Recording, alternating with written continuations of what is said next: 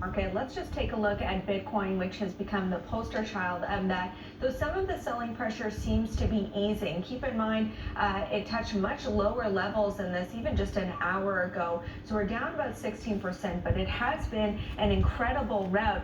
And only 6 days since Elon Musk tweeted that we're concerned about the rapidly increasing use of fossil fuels for Bitcoin mining. Since that tweet, yes, it was only 6 days ago, Bitcoin has lost about 40% in value. That's a pretty stunning drawdown.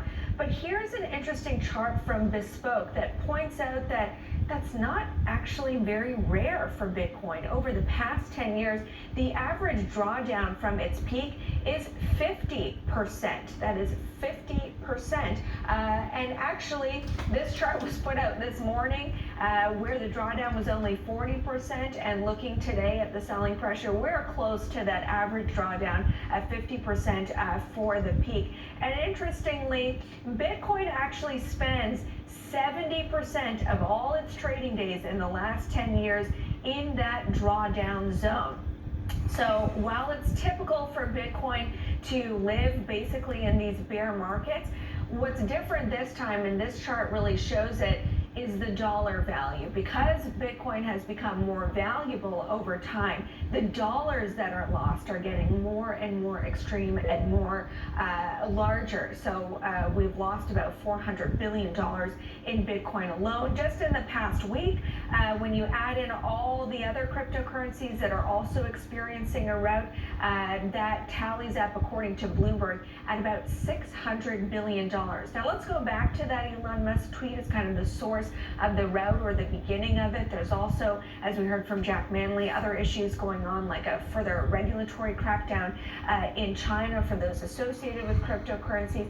But let's be real, it really is Elon Musk putting ESG at the forefront of cryptocurrencies. And it's because of the way that we get Bitcoin, and it's through mining activity.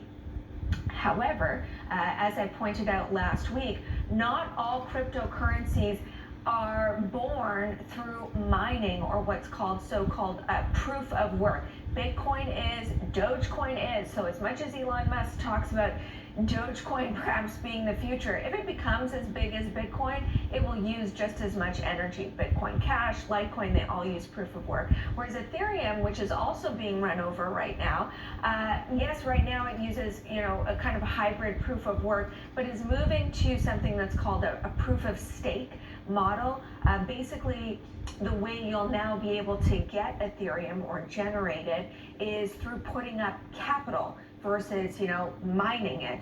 When you do that, you bring down the energy intensity way lower. Other cryptos that are using this proof of stake or lower energy intensive way of unearthing the crypto will be Tether and Uniswap, which are built on Ethereum, and so they'll move to proof of stake as well. Binance Coin, Polkadot, Cardano, Ripple, they all use proof of stake. So yes, energy intensity is a big key focus for cryptocurrencies, but not for all of them.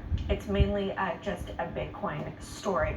It's mainly just a market story, though, when we take a look at what's going on in equities right now.